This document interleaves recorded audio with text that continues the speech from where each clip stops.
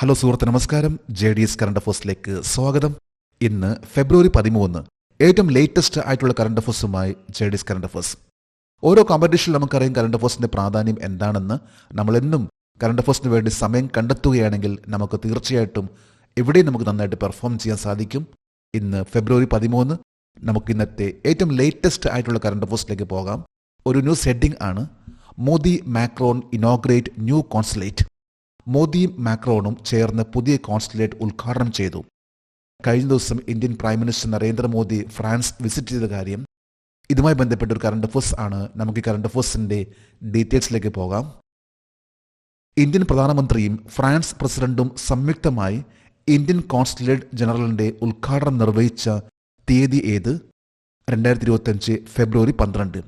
ഫെബ്രുവരി 12-ാം തീയതിയാണ് Indian prime മിനിസ്റ്ററും ഫ്രാൻസിന്റെ president സംയുക്തമായിട്ട് ഫ്രാൻസിൽ കോൺസുലേറ്റ് ജനറൽ ഓഫ് ഇന്ത്യ ഉദ്ഘാടനം ചെയ്തിട്ടുള്ളത്. എന്താണ് കോൺസുലേറ്റ്? അതായത് ഒരു വ്യക്തിക്ക് പാസ്പോർട്ടായി ബന്ധപ്പെട്ട എന്തെങ്കിലും പ്രശ്നങ്ങൾ, അതല്ലെങ്കിൽ യാത്രയിൽ ഉണ്ടാകുന്ന ഏതെങ്കിലും തടസ്സങ്ങൾ, അവ പരിഹരിക്കുന്നതിന് വേണ്ടി, അല്ലെങ്കിൽ ഭരണപരമായിട്ട് അല്ലെങ്കിൽ നിയമപരമായിട്ടുള്ള എന്തെങ്കിലും ഇഷ്യൂസ് ഉണ്ടെങ്കിൽ അതിനെ പരിഹരിക്കുന്നതിന് വേണ്ടിയുള്ള ഒന്നാണ് കോൺസുലേറ്റ്. ഇത് ആരംഭിച്ചിട്ടുള്ളത് ഈ കഴിഞ്ഞ 12-ാം തീയതിയാണ് അതിൻ്റെ ഉദ്ഘാടനം നടത്തിയിട്ടുള്ളത്. ഇന്ത്യൻ പ്രൈം മിനിസ്റ്റർ നരേന്ദ്രമോദിയും പ്രസിഡന്റ് ഓഫ് ഫ്രാൻസ് ഒരുമിച്ചാണ് ഈ കോൺസുലേറ്റ് ഉദ്ഘാടനം ചെയ്തിട്ടുള്ളത്. ഫ്രാൻസിലെ ഏത് സ്ഥലത്താണ് ഇന്ത്യൻ പ്രധാനമന്ത്രിയും ഫ്രാൻസ് പ്രസിഡന്റും സംയുക്തമായിട്ട് ഇന്ത്യൻ കോൺസുലേറ്റ് ജനറലിന്റെ ഉദ്ഘാടനം നിർവഹിച്ചത്? മാസേൽ. ഫ്രാൻസിലെ ഒരു സിറ്റിയാണ് മാസേൽ. ഇവിടെയാണ് the consulate general of India അതിൻ്റെ ഇനോഗ്രേഷൻ നടന്നിട്ടുള്ളത്. ഇന്ത്യൻ പ്രൈം മിനിസ്റ്റർ നരേന്ദ്രമോദിയും ദ പ്രസിഡന്റ് ഓഫ് ഫ്രാൻസ് ഒരുമിച്ചാണ് ഈ കഴിഞ്ഞ ഫെബ്രുവരി 12-ാം തീയതി. 1ഉം 2ഉം ലോകമഹായുദ്ധങ്ങളിൽ ജീവൻ നഷ്ടപ്പെട്ട ഇന്ത്യൻ സൈനികർക്ക് പ്രധാനമന്ത്രി മോദി ആദരാഞ്ജലി അർപ്പിച്ച മസാർഗസ് യുദ്ധ സെമിത്തേരി എവിടെയാണ്? Marseille. World war 1, world war 2-ൽ ഇന്ത്യൻ സൈനികർ അവർ ജീവൻ ബലിയർപ്പിച്ച അതിൻ്റെ ഓർമ്മയ്ക്കാണ് ഫ്രാൻസിൽ മസാർഗസ് വാർ സെമിട്രി ഇത് നിർമ്മിച്ചിട്ടുള്ളത്. ഈ ഒരു മസാർഗസ് യുദ്ധ സെമിത്രി ഇത് ഫ്രാൻസിലെ മാസൽ എന്ന സ്ഥലത്താണ്. ഇന്ത്യൻ പ്രൈം മിനിസ്റ്റർ നരേന്ദ്രമോദി ഈയടുത്ത് നടത്തിയിട്ടുള്ള ഫ്രാൻസിലെ സന്ദർശനം ഈ ഒരു വേളയിലാണ് Indian prime minister Narendra Modi world war 1, world war 2-ൽ ബലിയർപ്പിച്ച Indian സോൾജേഴ്സിന് വേണ്ടി ആദരാഞ്ജലി അർപ്പിച്ചിട്ടുള്ളത്. ഇത് ഫ്രാൻസിലെ മസാർഗസ് വാർ സെമിട്രിയാണ്. ഇത് ഫ്രാൻസിൽ മസാലെ എന്ന സ്ഥലത്താണ് ഈ ഒരു വാർ സെമിട്രി ഉള്ളത്. ഫ്രാൻസിന്റെ പ്രസിഡന്റ് ആരാണ്? Emmanuel Macron. The president of France is Emmanuel Macron. President of France Emmanuel മാക്രോണും the prime minister of India Narendra Modi ഒരുമിച്ചാണ് ഫ്രാൻസിലെ മസാൽ എന്ന സ്ഥലത്ത് കോൺസുലേറ്റ് ജനറൽ ഓഫ് ഇന്ത്യ ഇത് ഉദ്ഘാടനം ചെയ്തിട്ടുള്ളത് ഫെബ്രുവരി 12-ാം തീയതി. ഒരു ന്യൂസ് ഹെഡിംഗ് ആണ്: India's first indigenous automated biomedical waste treatment plant. ഇന്ത്യയിലെ ആദ്യത്തെ തദ്ദേശീയ ഓട്ടോമേറ്റഡ് ബയോമെഡിക്കൽ മാലിന്യ സംസ്കരണ പ്ലാന്റ്. ഇന്ത്യയിൽ ആദ്യമായിട്ടാണ് ഒരു ഓട്ടോമേറ്റഡ് ആയിട്ടുള്ള ബയോമെഡിക്കൽ വേസ്റ്റ് ട്രീറ്റ്മെന്റ് പ്ലാന്റ് ഇത് ഉദ്ഘാടനം ചെയ്തിട്ടുള്ളത്. ഇത് എവിടെയാണ്? നമുക്ക് ഈ കറണ്ട് അഫേഴ്സിന്റെ ഡീറ്റെയിൽസിലേക്ക് പോകാം. 2025 ഫെബ്രുവരി 12-ന് ഇന്ത്യയിലെ ആദ്യത്തെ തദ്ദേശീയ ഓട്ടോമേറ്റഡ് ബയോമെഡിക്കൽ മാലിന്യ സംസ്കരണ പ്ലാന്റ് ഉദ്ഘാടനം ചെയ്തത് എവിടെയാണ്? എയിംസ്, ന്യൂഡൽഹി. ന്യൂഡൽഹിയിലെ all India institute of medical സയൻസിലാണ് ഫെബ്രുവരി 12-ാം തീയതി ഇന്ത്യയിൽ ആദ്യമായിട്ട് automated biomedical waste treatment plant ഇത് ഉദ്ഘാടനം ചെയ്തിട്ടുള്ളത്.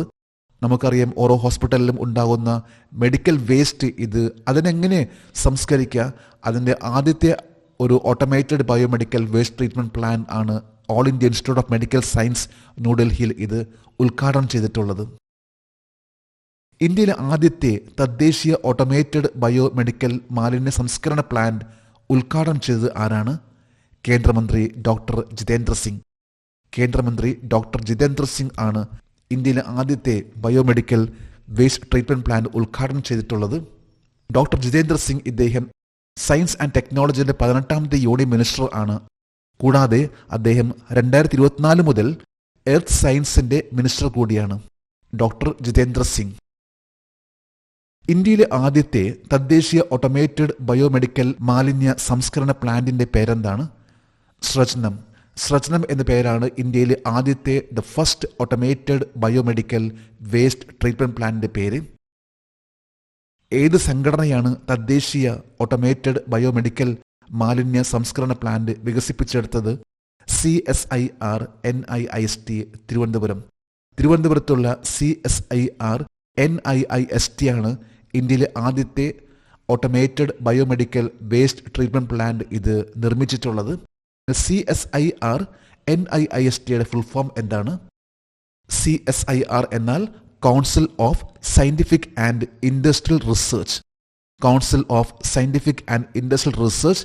NIIST എന്നാൽ national institute of interdisciplinary science and technology. National institute of interdisciplinary science and technology എന്നാണ് NIISTയുടെ ഫുൾ ഫോം. ഒരു ന്യൂസ് ഹെഡിംഗ് ആണ് the induction ceremony for the third 25T bollard pull tug held on 12 February. മൂന്നാമത്തെ 25T bollard pull ടഗിനുള്ള induction ചടങ്ങ് ഫെബ്രുവരി 12 നടന്നു. ഡിഫൻസായി ബന്ധപ്പെട്ട ഒരു current affairs ആണത്. നമുക്ക് ഈ കറണ്ട് അഫേഴ്സിന്റെ ഡീറ്റെയിൽസിലേക്ക് പോകാം. 2025 ഫെബ്രുവരി 12 ഇന്ത്യൻ നാവികസേനയിൽ ഉൾപ്പെടുത്തിയ മൂന്നാമത്തെ 25T ബൊള്ളാഡ് പുൾ ടഗിന്റെ പേരെന്താണ്? അശ്വ. കപ്പലുകളെ സഹായിക്കുന്നതിന് വേണ്ടിയുള്ള ഒരു ടഗ്, അതാണ് ഈ പറയുന്ന 25 ടൺ ബൊള്ളാഡ് പുൾ, അതായത് BP ടഗ്. ഇത് ഈ കഴിഞ്ഞ ഫെബ്രുവരി 12 ഇന്ത്യൻ നേവിയുടെ ഭാഗമായി 25T ബൊള്ളാഡ് പുൾ ടഗ്. ഇതിൻ്റെ പേരാണ് അശ്വ. അശ്വ എന്ന് പറയുമ്പോൾ നമുക്കറിയാം പവർ. ആ ഒരു പവർ ഉള്ള ഒരു 25 ടൺ ബൊള്ളാഡ് പുൾ ടഗ് ആണ്. അത് വലിച്ചു കൊണ്ടുപോകുന്ന കപ്പൽ. ഇതാണ് അശ്വ ടി എന്ന് പറയുന്ന ഒരു പുതിയൊരു ടഗ്. മൂന്നാമത്തെ ഒരു ടഗ് ആണ് ഫെബ്രുവരി 12 ഇതിപ്പോൾ നിർമ്മിച്ചിട്ടുള്ളത്, ഇന്ത്യൻ നേവിക്ക് കൈമാറിയിട്ടുള്ളത്. 2025 ഫെബ്രുവരി 12 നടന്ന മൂന്നാമത്തെ 25T ബൊള്ളാഡ് പുൾ ടഗ് അശ്വയുടെ ഇൻഡക്ഷൻ ചടങ്ങ് എവിടെയായിരുന്നു? Naval dockyard, Visakhapatnam. വിശാഖപട്ടണം നേവിയുടെ ഈസ്റ്റേൺ നേവൽ കമാൻഡ് ആണ്. ഇന്ത്യൻ നേവിക്ക് 3 കമാൻഡ് ആണുള്ളത്. അതിൽ 2 ഓപ്പറേഷൻ കമാൻഡ് ആണ്. ഒന്ന് ഈസ്റ്റേൺ നേവൽ കമാൻഡും മറ്റൊന്ന് western naval command. Eastern naval കമാൻഡിൻ്റെ ഹെഡ്ക്വാർട്ടർ ആണ് വിശാഖപട്ടണം. ഇവിടെ വെച്ചാണ് ഇന്ത്യയുടെ മൂന്നാമത്തെ 25 ടൺ ബൊള്ളാഡ് പുൾ ടഗിൻ്റെ ആ ഒരു ഇൻഡക്ഷൻ സെറമണി, നേവിയുടെ ഭാഗമാക്കുന്ന ആ ഒരു സെറമണി, ആ ചടങ്ങ് നടന്നിട്ടുള്ളത്. ഇന്ത്യൻ നാവികസേനയുടെ 25T ബൊള്ളാഡ് പുൾ ടഗിന്റെ ഉദ്ദേശം എന്താണ്? ബെർത്തിങ്ങിനിടെ നാവിക കപ്പലുകളെയും അന്തർവാഹിനികളെയും സഹായിക്കുന്നതിന്. നമ്മൾ നേരത്തെ പറഞ്ഞിരുന്നു, ടഗ് എന്ന് പറയുമ്പോൾ അത് ഒരുതരം കപ്പലാണ്, ചെറിയ പവർഫുൾ ആയിട്ടുള്ള കപ്പലാണ്. 25 ടൺ ഭാരം ഉള്ള ഈ കപ്പലുകൾക്ക് വലിയ കപ്പലുകളെയും സബ്മറൈൻസ് അന്തർവാഹിനികളെയും വലിച്ച് അതിനെ പെർഫെക്റ്റ് ആയിട്ട് അതിൻ്റെ പാർക്കിംഗ് അല്ലെങ്കിൽ ഡോക്കിങ്ങിന് വേണ്ടി സഹായിക്കുന്ന ടഗ് ആണ് ഇത്തരത്തിലുള്ള ബൊള്ളാഡ് പുൾ ടഗ് എന്ന് പറയുന്ന ടഗ്. ഇതിൻ്റെ മൂന്നാമത്തെ ടഗ് ആണ് അശ്വ, ഇപ്പോൾ ഇന്ത്യൻ നേവിയുടെ ഭാഗമായിട്ടുള്ളത്. ഇന്ത്യൻ നാവികസേനക്കായി ഏത് കമ്പനിയാണ് 25T ബൊള്ളാഡ് പുൾ ടഗ് അശ്വ നിർമ്മിച്ചത്? ടിറ്റാഗഡ് റെയിൽ സിസ്റ്റം ലിമിറ്റഡ്, പശ്ചിമ ബംഗാൾ. വെസ്റ്റ് ബംഗാളിലെ ടിറ്റാഗഡ് റെയിൽ സിസ്റ്റം ലിമിറ്റഡ് ആണ് ഇന്ത്യക്ക് വേണ്ടി 6 ടഗ് മിനിസ്ട്രി ഓഫ് ഡിഫൻസ് ആയിട്ട് എഗ്രിമെന്റ് വെച്ചിട്ടുള്ളത്. ഇതിൽ മൂന്നാമത്തെ ടഗ് ആണ് അശ്വ. അശ്വയാണ് ഇപ്പോൾ ഇന്ത്യൻ നേവിക്ക് കൈമാറിയിട്ടുള്ളത്. 6 ടഗിൽ മൂന്നാമത്തേത്. R-37M missile, one of the world best air to air missile to India. ലോകത്തിലെ ഏറ്റവും മികച്ച എയർ ടു എയർ മിസൈലുകളിൽ ഒന്നായ R-37M മിസൈൽ ഇന്ത്യയിലേക്ക്. The most powerful air to air missile ആണ് R-37M മിസൈൽ. നമുക്ക് ഈ കറണ്ട് അഫേഴ്സിന്റെ ഡീറ്റെയിൽസിലേക്ക് പോകാം. എയ്റോ ഇന്ത്യ 2025 ഇന്ത്യയുടെ പ്രതിരോധ ശേഷി വർദ്ധിപ്പിക്കുന്നതിനായി ഏത് രാജ്യമാണ് ഇന്ത്യക്ക് R-37M മിസൈൽ വാഗ്ദാനം ചെയ്തത്? റഷ്യ. റഷ്യയുടെ ഏറ്റവും പവർഫുൾ ആയിട്ടുള്ള ഒരു മിസൈൽ ആണ് R-37. ഇതിൽ R-37M എന്ന് പറയുന്ന മിസൈൽ ആണ് ഇപ്പോൾ റഷ്യ ഇന്ത്യ കൈമാറാം എന്ന് അറിയിച്ചിട്ടുള്ളത്. അതായത് ഇന്ത്യയിൽ തന്നെ അതിൻ്റെ പ്രൊഡക്ഷൻ എന്ന രീതിയിലേക്കാണ് റഷ്യ താല്പര്യം കാണിച്ചിട്ടുള്ളത്. R-37 the most powerful air to air missile. R-37M missile ഏത് തരം മിസൈലാണ്? Air to air missile. R-37M ഇത് എയർ ടു എയർ മിസൈൽ ആണ്. ഏത് തരം മിസൈൽ എന്ന് പറഞ്ഞാൽ ചിലപ്പോൾ സർഫേസ് ടു എയർ ആയിരിക്കാം, അതായത് ഭൂമിയിൽ നിന്ന് എയറിലേക്കായിരിക്കാം, അല്ലെങ്കിൽ സർഫേസ് ടു സർഫേസ് ആയിരിക്കാം, അല്ലെങ്കിൽ എയർ ടു എയർ ആയിരിക്കാം. ഇപ്പം ഇതെന്ന് പറയുമ്പോൾ എയർ ടു എയർ മിസൈൽ ആണ്. വിമാനങ്ങളിൽ ഘടിപ്പിച്ച് ഫയർ ചെയ്യാൻ സാധിക്കുന്ന രീതിയിലുള്ള ഒരു മിസൈൽ ആണ് R-37M എന്ന് പറയുന്ന ഈ ഒരു മിസൈൽ. ലോകത്തിലെ ഏറ്റവും മികച്ച എയർ ടു എയർ മിസൈലുകളിൽ ഒന്നായ റഷ്യയുടെ R-37M മിസൈലിന്റെ പരിധി എത്രയാണ്? 300 മുതൽ 400 കിലോമീറ്റർ വരെയും. അതായത് റേഞ്ച് ആണ് 300 to 400 കിലോമീറ്റർ.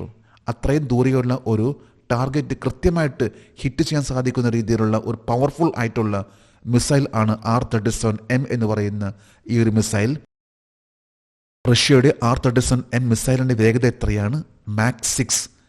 അതായത് ഒരു മാക് എന്ന് പറയുമ്പോൾ മണിക്കൂറിൽ 1234.8 കിലോമീറ്റർ വേഗത. അപ്പം മാക് 6 എന്ന് പറയുമ്പോൾ ഏതാണ്ട് 7400 കിലോമീറ്റർ പെർ ഹവർ പറയും.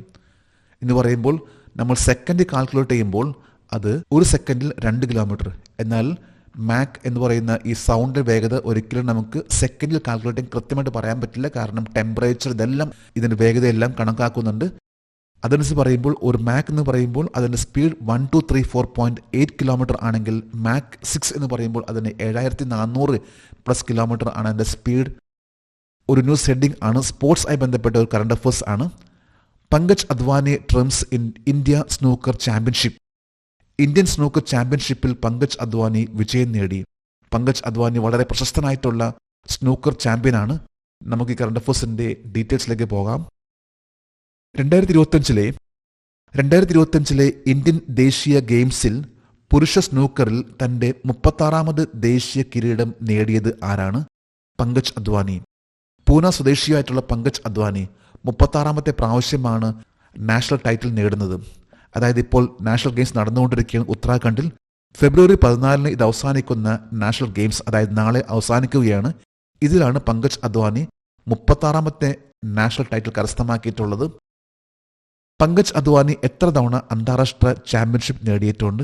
28 തവണ. 28 ടൈംസ്. അതായത് ഇന്റർനാഷണൽ ലെവലിലും വളരെ അറിയപ്പെടുന്ന ഒരു സ്നൂക്കർ പ്ലെയർ ആണ് പങ്കജ് അദ്വാനി.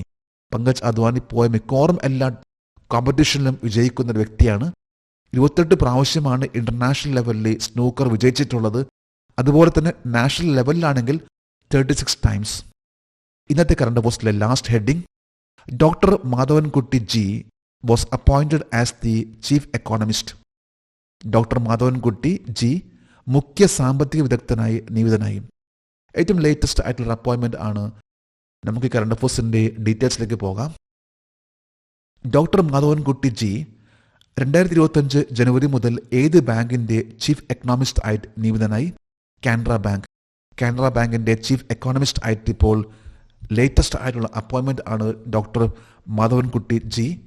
കാനറ ബാങ്ക് ഇത് സ്ഥാപിതമായിട്ടുള്ളത് 1906 ജൂലൈ 1-ാം തീയതിയാണ്. അതായത് ഇന്ത്യയിൽ വളരെ പഴക്കം ചെന്നിട്ടുള്ള 100 വർഷം മുകളിൽ സേവനം നൽകുന്ന ഒരു ബാങ്ക് ആണ് കാനറ ബാങ്ക്. 1906 ജൂലൈ 1 ആണ് ഇതിന്റെ ഫൗണ്ടേഷൻ ഡേ. കാനറ ബാങ്കിന്റെ ഹെഡ്ക്വാർട്ടർ ആണ് ബാംഗ്ലൂരു. കാനറ ബാങ്കിന്റെ മാനേജിംഗ് ഡയറക്ടറും ചീഫ് എക്സിക്യൂട്ടീവ് ഓഫീസറും ആരാണ്? കെ സത്യനാരായണ രാജു. കാനറ ബാങ്കിന്റെ ഇപ്പോഴത്തെ MDയും അതുപോലെ തന്നെ ചീഫ് എക്സിക്യൂട്ടീവ് ഓഫീസർ ആണ് കെ സത്യനാരായണ രാജു. നമ്മൾ ഇന്ന് ഏറ്റവും ലേറ്റസ്റ്റ് ആയിട്ടുള്ള കറണ്ട് അഫയേഴ്സ് ആണെന്ന് ഇവിടെ അപ്ഡേറ്റ് ചെയ്തിട്ടുള്ളത്. ജെഡിസ് കറണ്ട് അഫയേഴ്സിന്റെ ഇന്നത്തെ ഈ വീഡിയോ കണ്ടിട്ട് ഇഷ്ടപ്പെട്ടെങ്കിൽ ഈ ചാനൽ സബ്സ്ക്രൈബ് ചെയ്യാനും ഷെയർ ചെയ്യാനും മറക്കരുത്. നമുക്ക് നാളെ വീണ്ടും പുതിയ കറണ്ട് അഫയേഴ്സുമായിട്ട് കാണാം. Thank you very much.